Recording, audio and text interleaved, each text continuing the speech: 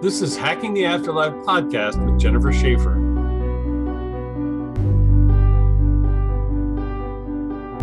Hello, Jennifer. Hi, Richard. How are you? I'm good. Jinx said it at the same time. I know. I think both of us have had a cold.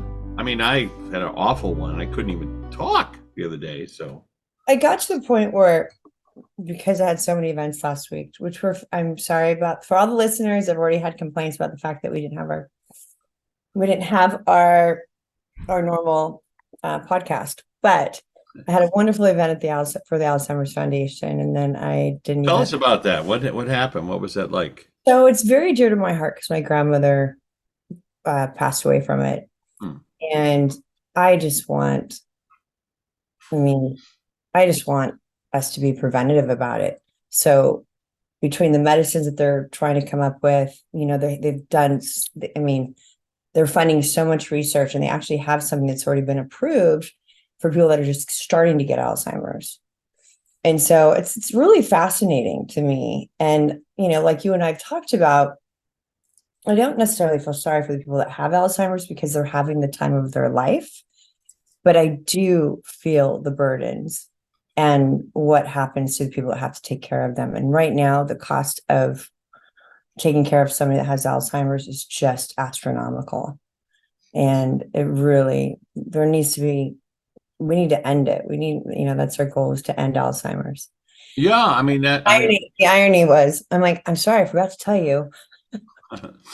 Jennifer sent me a note. I forgot to tell you that I couldn't be here. Yes, I'm very familiar with that. It's in my family tree as well.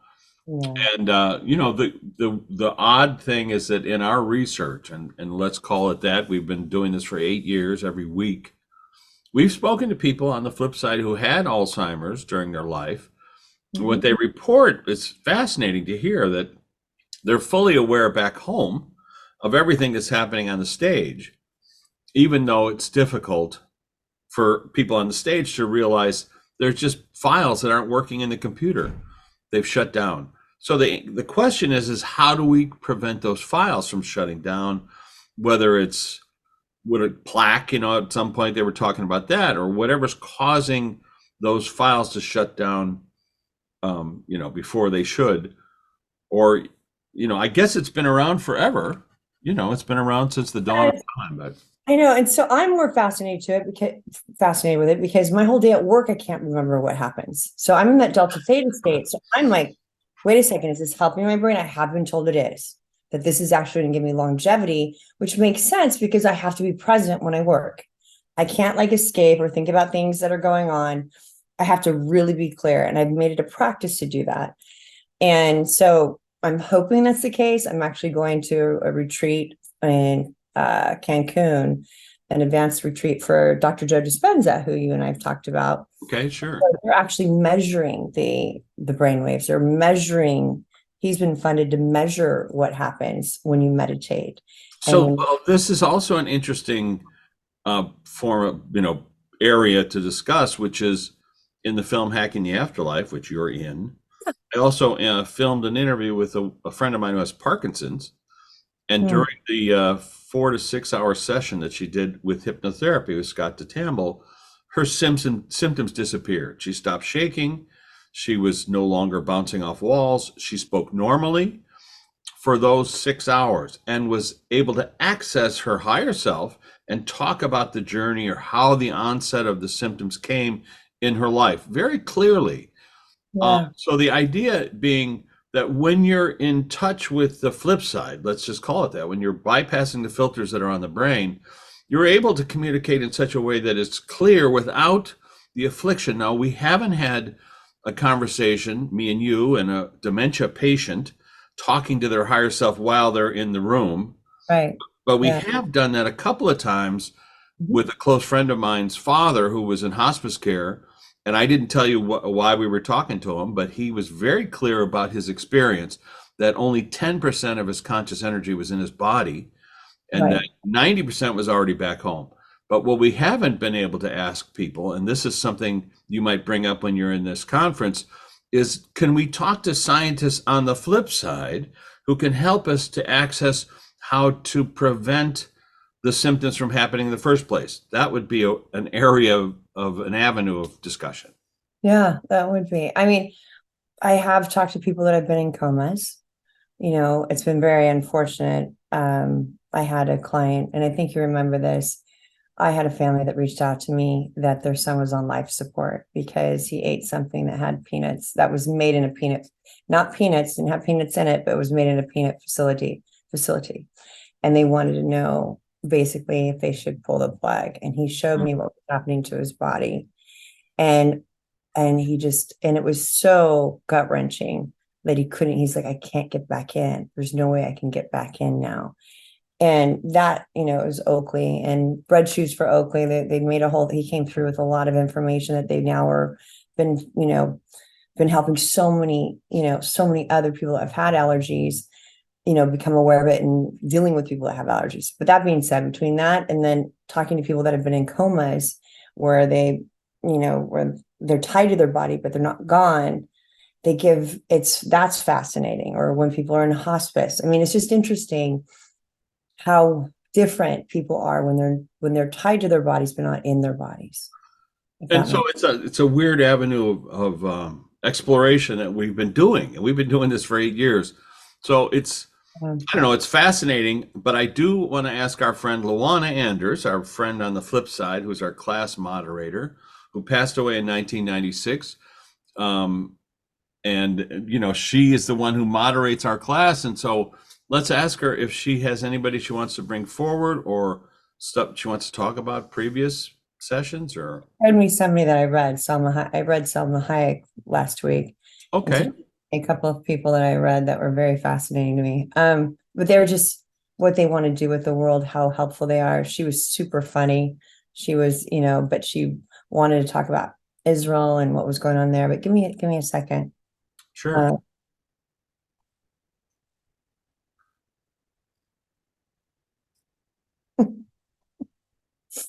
They're making fun of me because I chose somebody for her she's creating a movie again.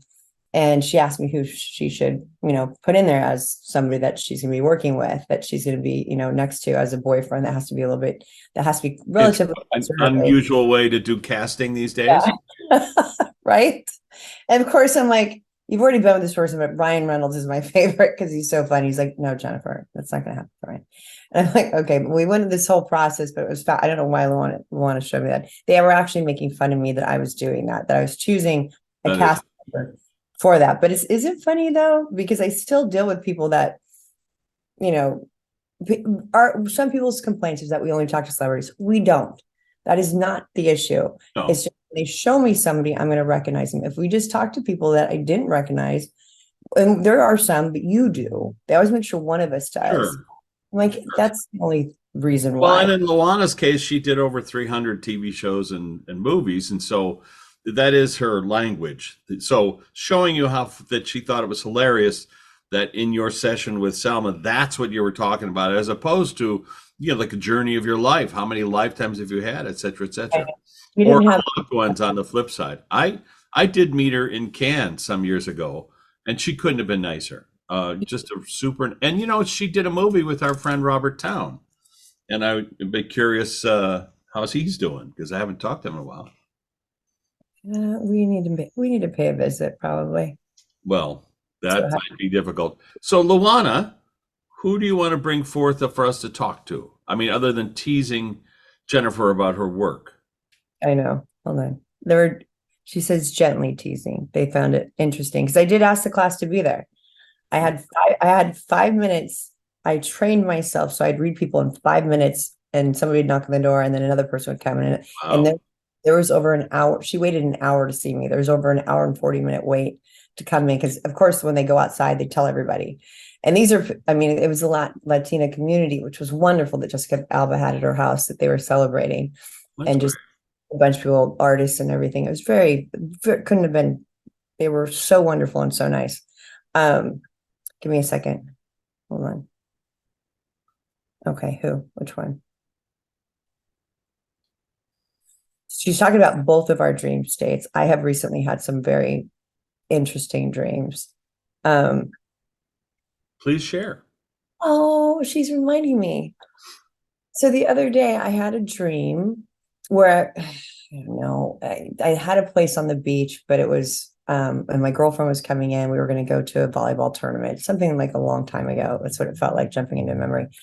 But then my little black cat that I had for 18 years Right. was around, but I didn't have, thank goodness I did not say, "You're not here." I was so excited to see her, and she just wanted me to hold her. And I held her and held her.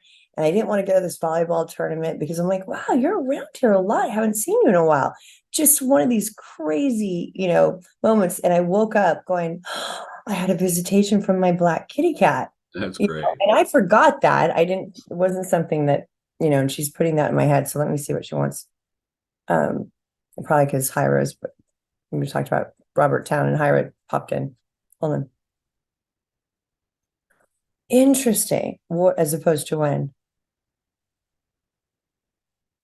Thank you. She's saying right now they're sending so many of them are coming into our dream state. Our loved ones are, whether they're animals or a loved one, our close relatives or friends, and family. She says that the energy's easier right now to do that. I'm like, don't you guys do that all the time?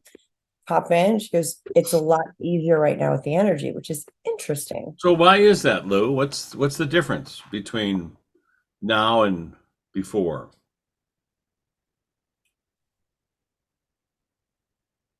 Couple things.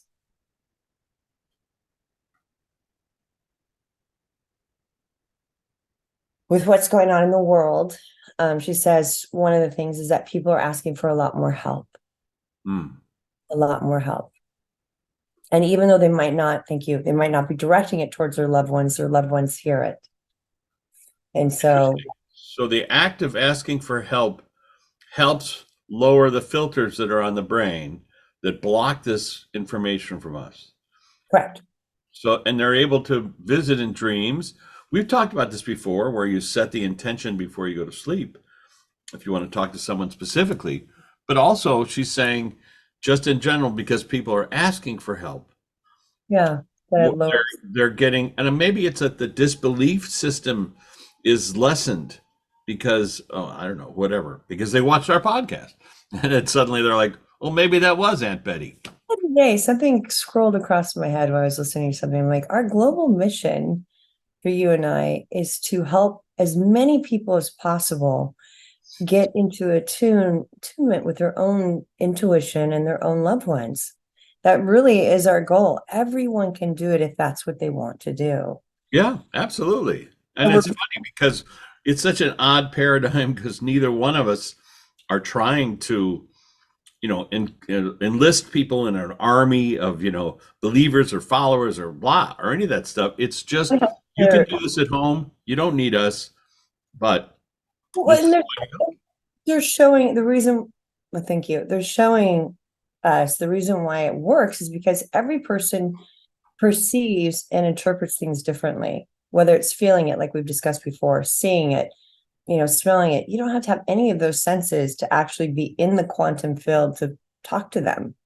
You don't have to physically see them. In fact, you have to lower your five senses here and get out of that right. in order to really connect. And I know that sounds a little bit off, but everybody, so they're showing us like we show different ways. Like we just when they brought up my cat, you know, I probably did ask for help that day. Did my cat help? It made me happy that I had a visitation from my cat. I don't take those things lightly, even though, I do what I do. So, It was Lou, is that what you wanted to talk about, or did you want to bring her cat? partially, Okay, partially. partially. Okay. And then she said, you had a dream.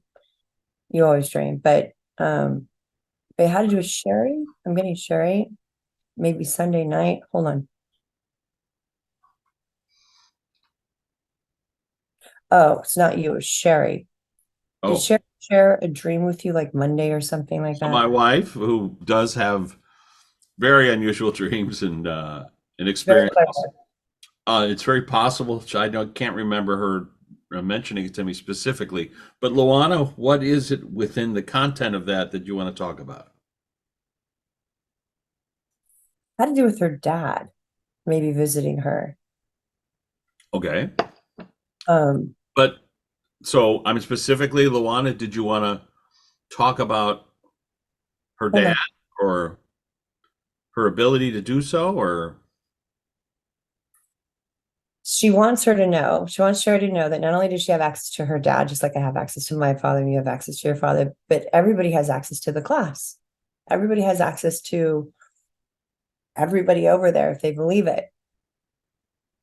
And so they use that as an example, because she is doing, your wife is, she's really good at it. She's diving into this work, but she can ask for more help with a lot of different people as okay. well. I know. You're like, I understand. Well, it's like bringing those people forward. But in right. terms of Luana, because it's so odd that we have this person on the flip side who can bring us people to talk to and bring us information. But go ahead, Lou. What was that the topic you wanted to talk about? Just bringing your loved ones forward? It's the topic is about asking for guidance. Okay. And then they just showed me again the stuff that I'm not thinking about. I ask whenever I need stuff, guidance from myself. I go to my computer and I start channeling. I'm just like, okay, what is it?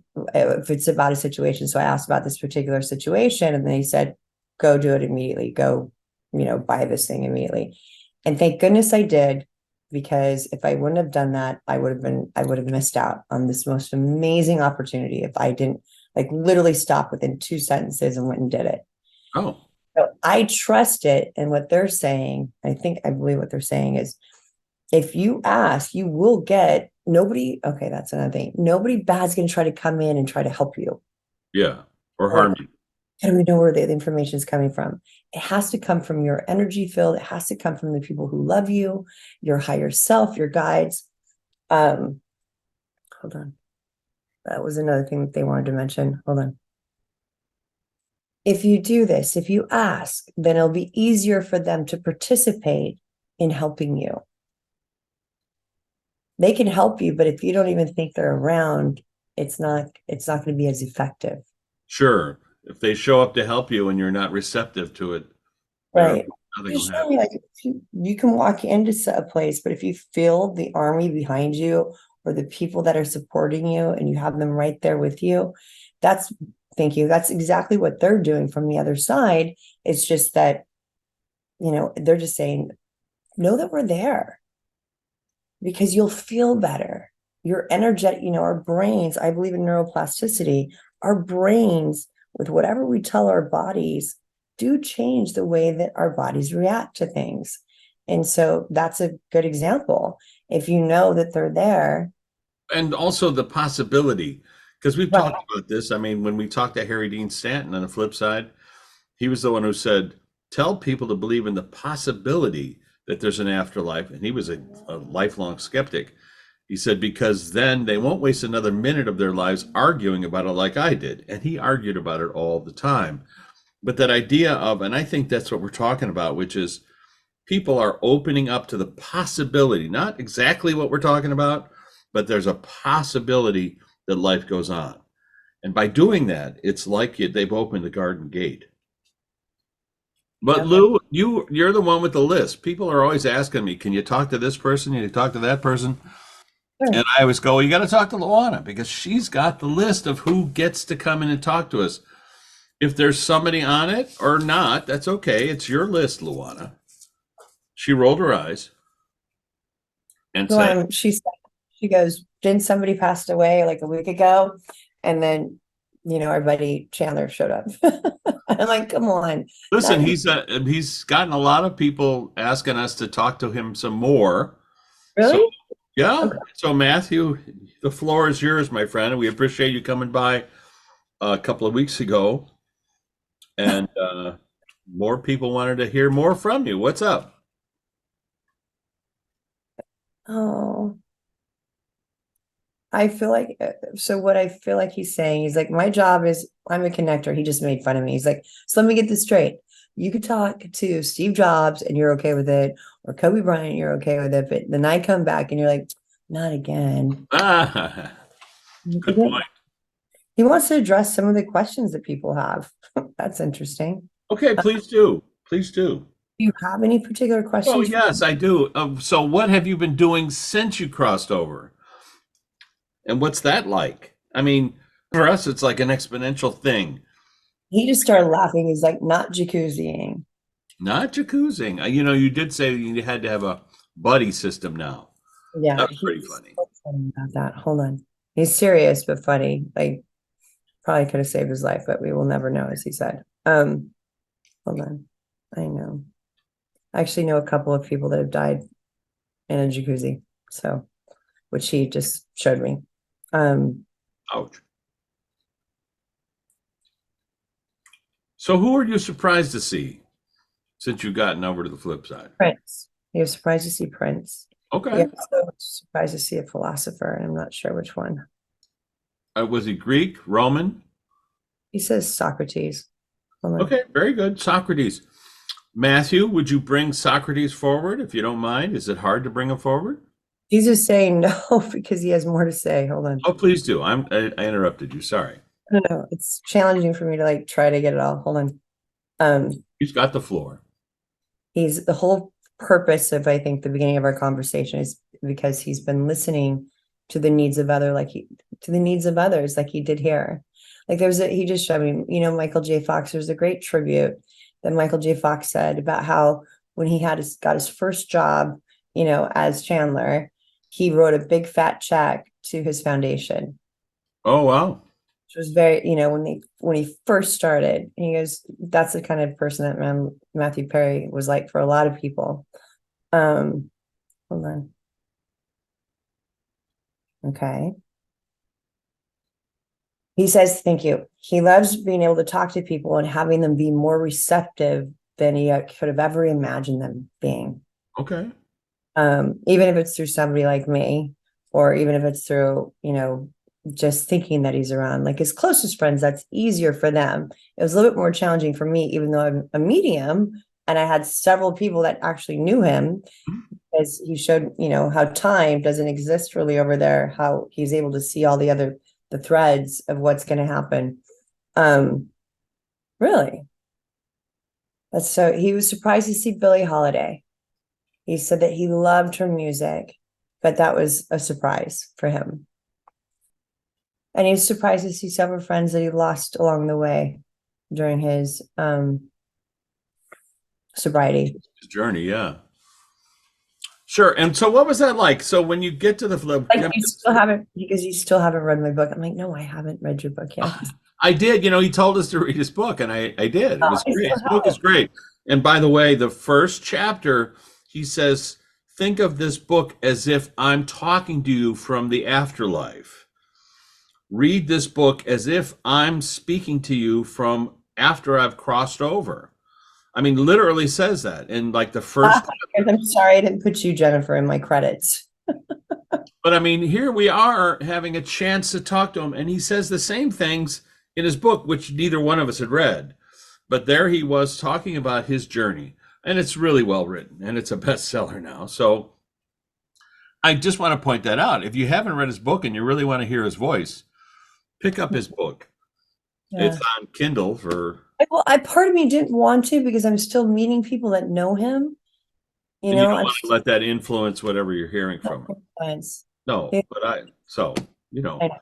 I think it'll be okay. I don't think he'll mind. He says that's a lame excuse. Hold on. That's funny. I think he heard you talking to him as well. I'm sorry? He said he heard you talking to him as well. I was talking to him as well when I was reading his book. Well, how could you not say, dude, what was this? On the last chapter, he said it was a tearjerker, I guess. The whole book is a little bit of a tearjerker. I mean, it's, what are you going to do? But it's great that he was able to do it. Here he was able to write this book so that he's left something behind, not only about his victories, but also his failures. I mean, it'll help anybody who's in that position of dealing with addiction. Yeah. Okay. What is that? What do you mean?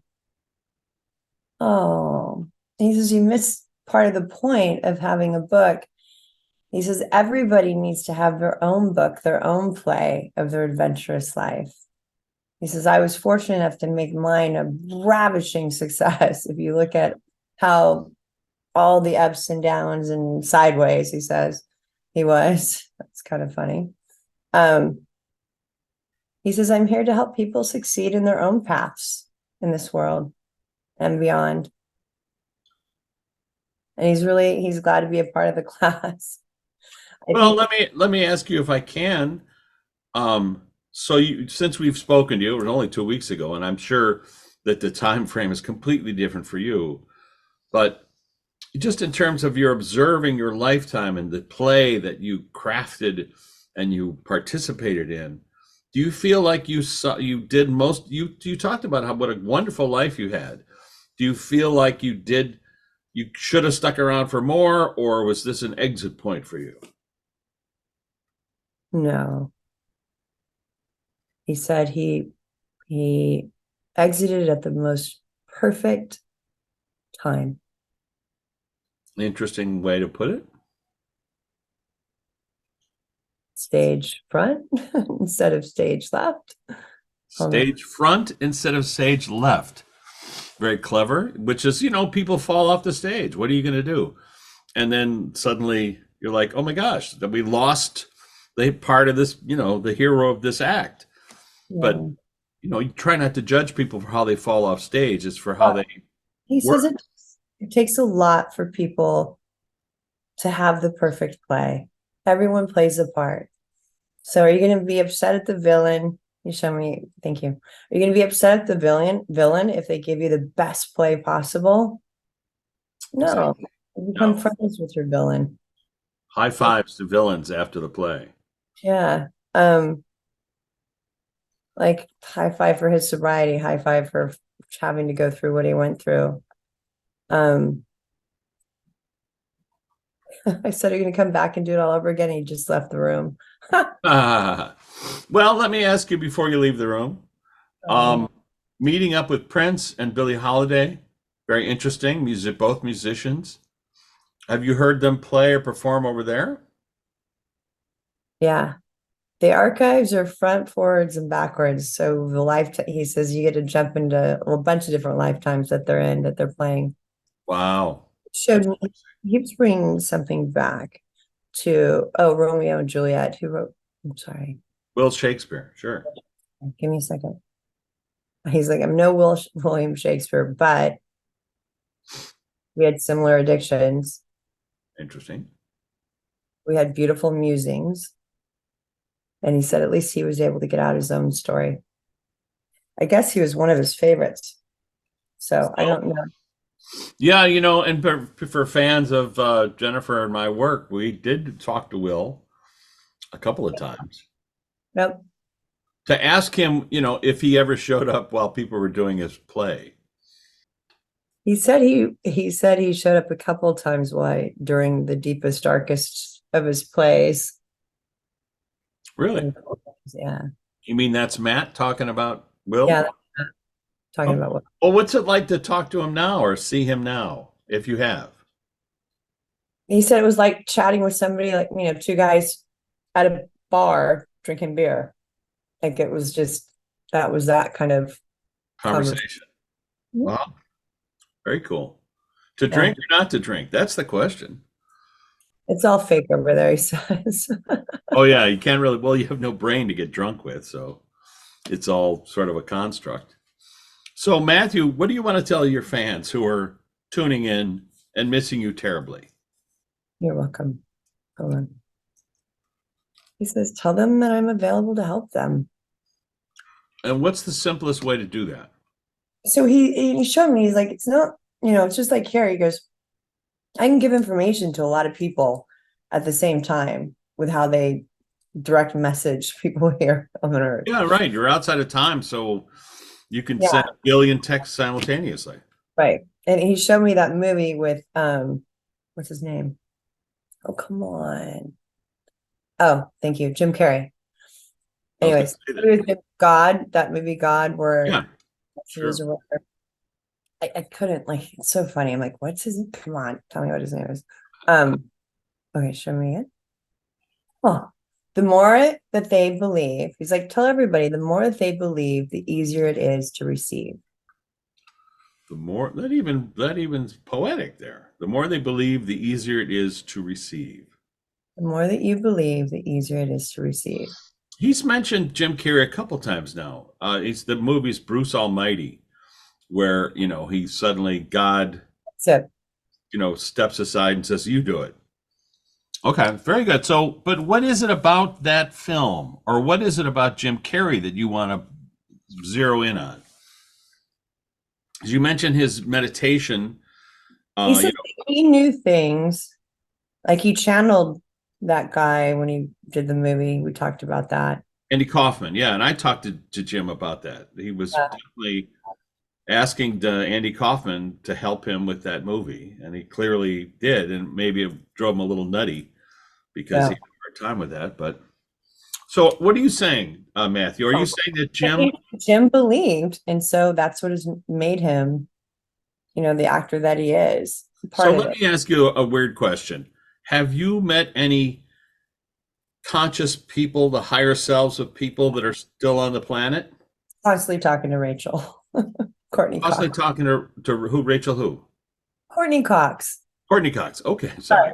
I never, can I tell you, I've never seen that show. Jennifer. It wasn't in my radar. I apologize, but he doesn't care. But he's always talking to her. Is that what you're saying? He's always having conversations. I think you missed out. Say again. I missed it. He said you missed out exactly by not. I did. So, but are you saying you're having a communication with her constantly now, or her higher self? Both. It's very painful for all of them right now because they all have some guilt about not being, the same. He goes, the same stupid guilt that people have about not being right there when they died, or not, answering a text message, or not, which he's like, they should have none. They should have absolutely zero, because that was his chosen family. He goes, when you talk to yourself, don't you talk to your higher self? That unjaded version of you. Oh, shoot. I got to get going soon. And we're all walking each other home. And so it is important to remember that we're all going to be home eventually. So my girlfriend Cindy Kaza put that down, and I said, I'm so excited to walk with you today. She used that she put it in quotations, we're all just walking each other home. That is such a big, huge statement. But the good news is that our friends, the ones we love, are backstage waiting for us to get there. So I know, Jennifer, you have to go. Matthew, showing up twice now. You're welcome, dude. Anytime you want to stop by. You want to come by for your third time? We don't need to book you, but you do. He says I won't be allowed. Say again? Says because he's a newbie, they're allowing him, but he's like, okay, well, Luana's in charge of the VIP list, so let's give credit to her. He's already shown me people I'm going to be seeing. It's just so fascinating to me. I mean, in his life that are going to show up to you. Yeah. Okay, very good. Well, I hope that works out. Again, Luana, thank you for helping us with this conversation with people. Talk to Sherry. She wants you to talk to Sherry. I'll talk to my wife about that, and she'll go, what are you talking about? Anyways, Jennifer, thank you for your gifts. Matthew, thank you for stopping by. And to all those people out there, remember, your loved ones are never that far away. They're just on the flip side, waiting. Hey, and by the way, I did open up 2 more days. I'm not going to say where or when, but I know people have been trying to get in to see me. So I'm just saying. So go to jennifershaffer.com and voila. You could be doing what I'm doing, sitting where I'm sitting and having this conversation with your loved ones off campus. We love you, Jennifer. Thank you, dear. Bye-bye. Love you. Bye. This has been Hacking the Afterlife podcast with Jennifer Shaffer. For more information, jennifershaffer.com, martinizone.com, or richmartini.com. Hacking the Afterlife documentary is available on Gaia.com via Amazon Prime.